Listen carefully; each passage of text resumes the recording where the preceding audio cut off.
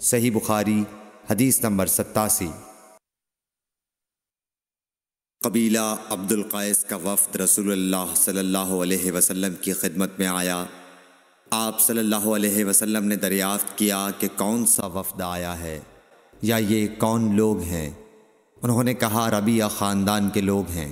آپ صلی اللہ علیہ وسلم نے فرمایا کہ مبارک ہو قوم کو آنا یا مبارک ہو اس وفد کو جو کبھی نہ رسوا ہو نہ شرمندہ ہو۔ اس کے بعد انہوں نے عرض کیا کہ ہم ایک دور دراز کونے سے آپ کے پاس آئے ہیں اور ہمارے اور آپ کے درمیان کفار مضر کا قبیلہ پڑتا ہے۔ اس کے خوف کی وجہ سے ہم حرمت والے مہینوں کے علاوہ اور ایام میں نہیں آ سکتے، اس لیے ہمیں کوئی ایسی قطعی بات بتلا دیجئے کہ جس کی ہم اپنے پیچھے رہ جانے والے لوگوں کو خبر دے دیں اور اس کی وجہ سے ہم جنت میں داخل ہو سکیں۔ تو آپ صلی اللہ علیہ وسلم نے انہیں 4 باتوں کا حکم دیا اور 4 سے روک دیا۔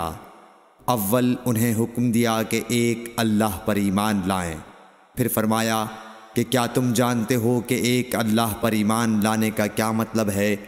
انہوں نے عرض کیا اللہ اور اس کا رسول زیادہ جانتے ہیں۔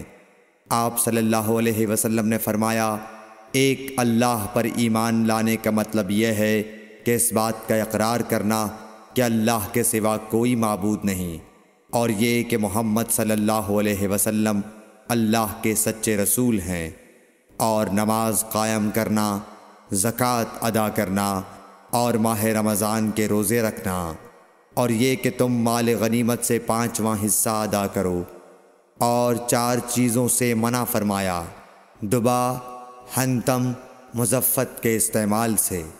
اور چوتھی چیز کے بارے میں شعبہ کہتے ہیں کہ ابو حمزہ بسا اوقات نقیر کہتے تھے اور بسا اوقات مقیر۔ اس کے بعد رسول اللہ صلی اللہ علیہ وسلم نے فرمایا کہ ان باتوں کو یاد رکھو اور اپنے پیچھے رہ جانے والوں کو بھی ان کی خبر کر دو۔